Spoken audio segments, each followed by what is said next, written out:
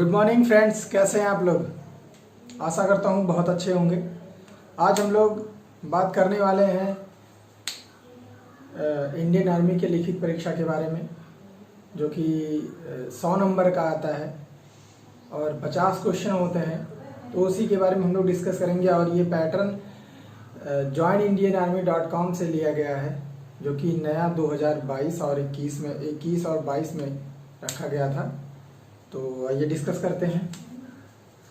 लिखित परीक्षा एवं एग्जाम पैटर्न 2021 और 22, जिसमें से आपके क्वेश्चन आएंगे सामान्य ज्ञान के 15 क्वेश्चन आएंगे 30 नंबर के, और सामान्य विज्ञान के क्वेश्चन आएंगे 15 क्वेश्चन 30 अंक के, और गणित 15 क्वेश्चन आएगा 30 अंक का, रीजनिंग आएगा 5 क्वेश्चन 10 अंक का।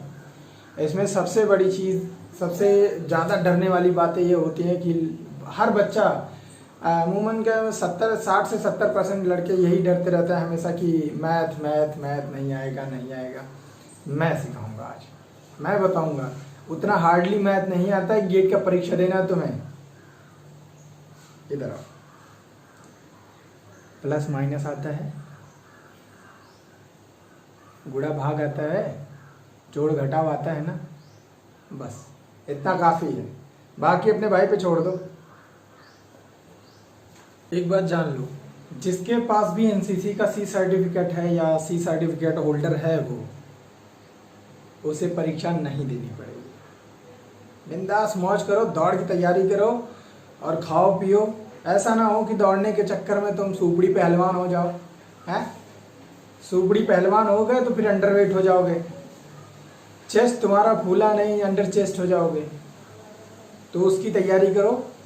सिर्फ दौड़ने पे ही एक्सीलेंट रेस मार दिए, ठीक है मार दी, बहुत अच्छी बात है, पर क्या तुम अंडरवेट नहीं होगे इसकी गारंटी लेते हो? क्या तुम अंडर चेस्ट नहीं होगे इसकी गारंटी लेते हो? सब कुछ इक्वल करना है हमें। किसी भी चीज़ पे मेन फोकस करके नहीं करना। मेन फोकस हमारा क्या है कि हमें वर्दी चाहिए, और वो जो ग्रीन कलर की डैंगरी वर्दी होती है ना, जब कोई भी पहनता है, गॉड हीरो लगता है, रियल हीरो। तो हाँ, एक नोट करके एक लिख लो एक चीज कि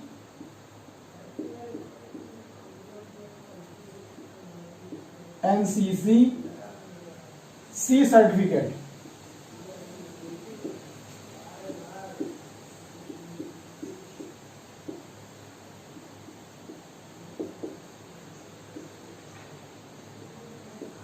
तो अभी तो आपको पता ही चल गया कि सामान्य ज्ञान के आएंगे 15 क्वेश्चन, पर वो 15 क्वेश्चन किस टॉपिक से आएंगे इसके लिए भी हमें वहाँ पे वेबसाइट पे है कि किस किस टॉपिक से दिए जाएंगे। ऐसे करके 15 टॉपिक से लगभग 15 टॉपिक से ऊपर है। तो आप लोग कॉपी निकाल लो और लिखते चलो कि किस किस बिंदु को हमें ज़्यादा विशेष तौर पे देखना पड़ेगा।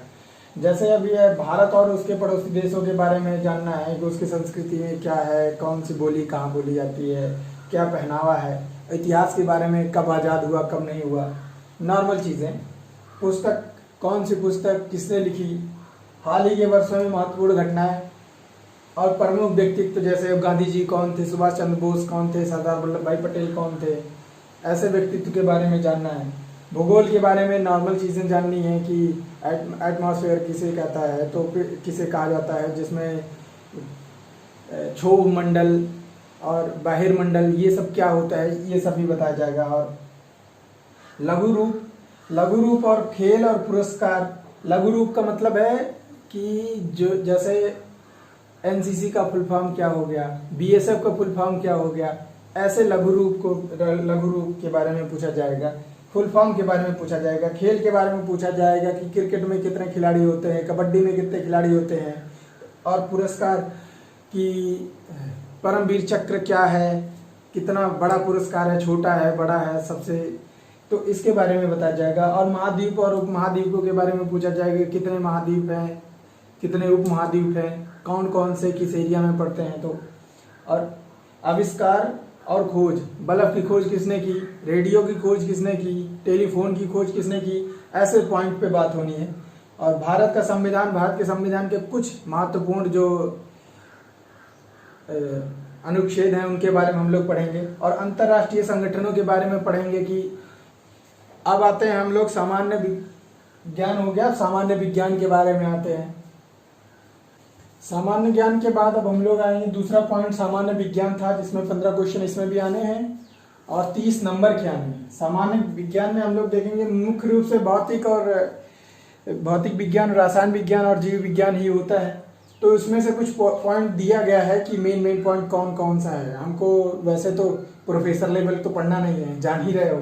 तो कुछ सिद्धांत है, जैसे मूल सिद्धांत और दिन की गतिविधियों के बारे में जानना है, जीवित और गैर जीवित के बीच में अंतर करना है, और जीवन के आधार की कोशिकाओं के बारे में पढ़ना है, प्रोटोजोआ के बारे में पढ़ना है, प्लाज्मा और ऊतक के बारे में पढ़ना है, पौधों और जानवरों के वृद्धि एवं उनके प्रजनन के बारे में पढ़ना है, मानव शरीर और उनके महत्वपूर्ण अंगों के बारे में पढ़ना है, प्राथमिक ज्ञान करना है। जो कि जैसे अब तुम्हारा सबसे बड़ा ग्लैंड कौन सा है, जैसे सबसे बड़ा अंग कौन सा है, हृदय का काम क्या है, हृदय कितनी बार धड़कता है, सबसे बड़ी हड्डी कौन सी है, सबसे छोटी हड्डी कौन सी है, और बाल और नाखून में कौन से प्रोटीन पाई जाती है। तो ऐसे क्वेश्चन जो नॉर्मल है, बिल्कुल नॉर्मल, और इसमें सामान्य महामारी के कारण और उनके रोकथाम के बारे में, जैसे अभी आजकल कोरोना चल रहा है, तो कोरोना एक महामारी घोषित हो चुकी है, तो इसका रोकथाम क्या है, नॉर्मल चीजें इसके बारे में भी जाननी है। अब हम लोग आते हैं गणित के बारे में, कि गणित में कौन कौन से टॉपिक्स हैं जिनको हमें पढ़ना है।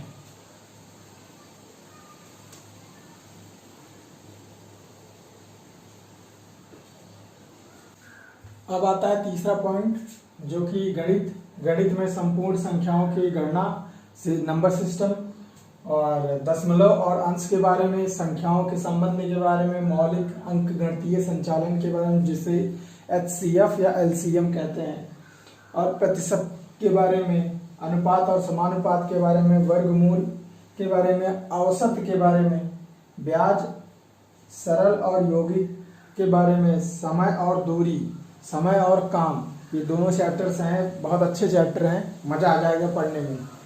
ज्यामितीय से संबंधित और मेंसुरेशन से संबंधित जितने भी क्वेश्चन बनते हैं, जैसे प्राथमिक ज्यामितीय, आंकड़ों और तथ्यों के परिचित होना, और मेंसुरेशन में त्रिभुज, वृत्त, आयत, ये सब, इन सब से जो है परिचित होना। तो ऐसा सिलेबस है। देखो जितना भी सिलेबस बता रहा हूँ ना, इसको कॉपी में नोट कर लेना, सब नोट कर लेना, क्योंकि तुम मेरे पास ना पढ़ो कोई बात नहीं, ना पढ़ो, मैं कोई जोर जबरदस्ती नहीं कर रहा हूँ, वैसे भी तुम फ्री हो, जोर जबरदस्ती मैं यहाँ से कर भी नहीं सकता। तो अगर मैं लिखवा रहा हूँ तुमसे, तो तुम अगर एक बार अपने नहीं विश्वास है तुम्हें, तो जा करके joinindianarmy.com पर उसका सिलेबस डाउनलोड करके देख लो कि क्या क्या है उसमें। उसके बाद उस हिसाब से तैयारी करो। अगर नहीं जा पा रहे हो तो मेरी बात मानो और चले आओ, क्योंकि कहीं ना कहीं तुम्हारा बड़ा भाई तुमसे ज़्यादा एक्सपीरियंस रखता है इन सब के बारे में। और मेरी बात अगर मान रहे हो तो फिर इनको नोट कर लो। मेरे पास नहीं पढ़ना है मत पढ़ो, लेकिन कहीं भी जाना तो कोई कोचिंग वाला तुम्हें बेवकूफ़ बना करके फालतू के टॉपिक पढ़ा करके तुम्हारा टाइम वेस्ट ना करे। इस चीज़ से बचने के लिए तुमसे कह रहा हूँ कि इसको नोट कर लो। हम लोग इसी टॉपिक पे बात करेंगे, जिससे तुम्हारे लिए आने वाले टाइम में ना ज़्यादा बोझ पड़ेगा और ना ही धीरे धीरे तुम्हारा सिलेबस भी हाथ में आ जाएगा। जब एक बार हाथ में आ गया सिलेबस तो बस रिवीजन ही रिवीजन करना है। सिर्फ 3 महीना, सिर्फ 3 महीना 1-1 घंटे पढ़ना है, क्या दिक्कत है। अभी तो कोई भर्ती भी नहीं है, और अगर SSC GD में तुम लोग डाले हो तो ये सारे टॉपिक्स आने हैं। इसमें सारे टॉपिक्स सेम टू सेम सारे टॉपिक्स हैं, पर उसमें SSC GD में थोड़ा सा अंदर से जाता है और जो है आर्मी में थोड़ा ऊपर रहता है। इसका मतलब ये नहीं कि नियम दूसरा हो जाएगा, नियम तो सेम है। तो आपके लिए यही है, अगर नोट किए रहोगे तो भटकोगे नहीं, एक जगह रहो, सही रहो। अब चलो हम लोग टॉपिक पे बात करते हैं रीजनिंग के कौन से रीजनिंग से कौन से टॉपिक्स आते हैं। रीजनिंग में बहुत लोग, तुम लोगों में से बहुत लोग को अच्छा भी लगता होगा रीजनिंग लगाना। हाँ, मुझे भी अच्छा लगता है। मैथ, रीजनिंग और हिंदी यही सब्जेक्ट है मेरे, और मैं नॉर्मल चीज़ें और बायो, ये सारे सब्जेक्ट मुझे बहुत अच्छे लगते हैं, मेरे बहुत फेवरेट सब्जेक्टों में से एक है।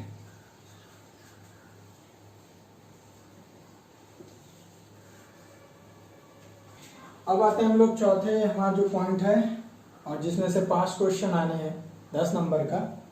इसमें पहला श्रृंखला आपको रहेगा, एनालॉग रहेगा, कृत्रिम भाषा रहेगा, रक्त संबंधी रहेगा, कैलेंडर की क्वेश्चन रहेंगे, घड़ी के कोडिंग डिकोडिंग के क्वेश्चन रहेंगे, डेटा पर्याप्त सिफिशिएंटी वाला क्वेश्चन रहेगा, घन घनाभ का क्वेश्चन रहेगा, निर्णय लेना स्टेटमेंट का क्वेश्चन रहेगा, और भाषा दिशा निर्देश।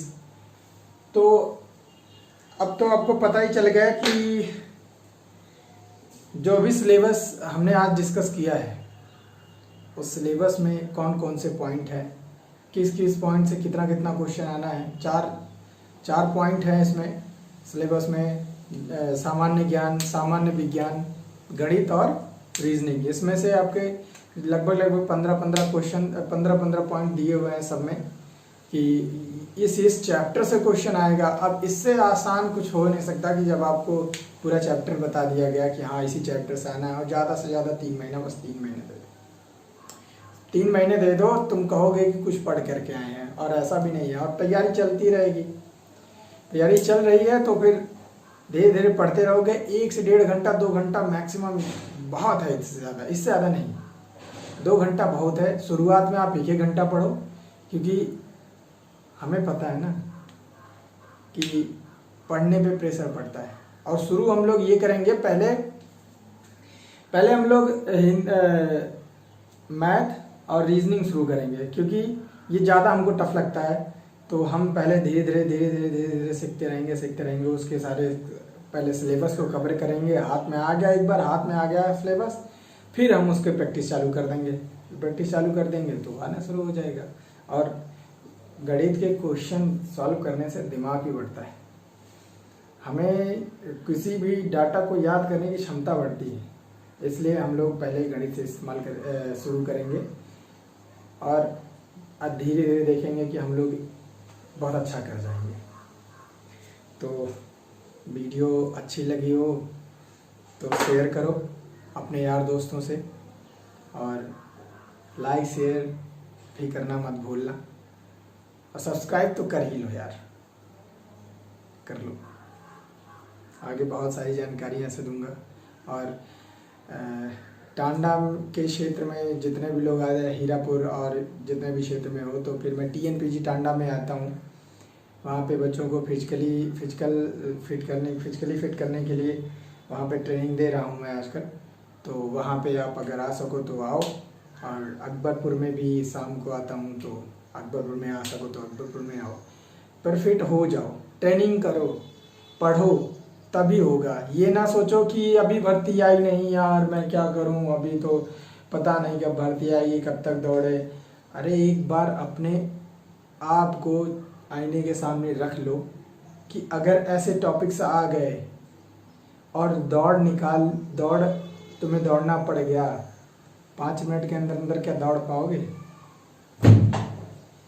क्या ऐसे टॉपिक्स जो क्वेश्चन आ रहे हैं क्या सब हल कर पाओगे? 80% लड़के कह देंगे नहीं। 20% जो लड़के लगे हैं ना, उन्हीं को नौकरी मिलती है। इसलिए मैं कह रहा हूं आपसे, आप भी लग जाओ आज से। ये रेस है, रेस। इसमें अगर उतरना है तो फिर कंपटीशन से पहले तुम्हें तैयारी करनी पड़ेगी। कंपटीशन आ जाएगा तब क्या तैयारी करोगे? तब तो सिर्फ रिवीजन होता है।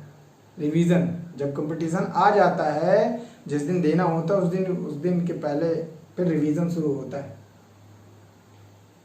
जब कंपटीशन आएगा तब तक तो तुम सोओगे, फिर कहोगे अब चलो पढ़े। फिर कहीं जुगाड़ लगाने की सोचोगे कि, और फिर इन्हीं लोगों के बीच के फायदा बिचौलिया उठाते हैं। 1 लाख 1.5 लाख रुपया, 4 लाख ले लिए, तुम्हारा हुआ तो हुआ, दिए तो दिए, नहीं हुआ तो फिर तुम्हारा पैसा भी फंस जाएगा। अरे थोड़ा पढ़ लिख लो। पढ़ने लिखने से तुम्हारी बुद्धि ही बढ़ेगी। ट्रेनिंग करने से तुम्हारा दिमाग स्थिर रहेगा, इधर उधर भागेगा नहीं। इस बात को मानो। और जरा ख्याल कर लो कि अपने माता पिता का, कि अब तक तुम्हारा खर्चा उठा रहे हैं।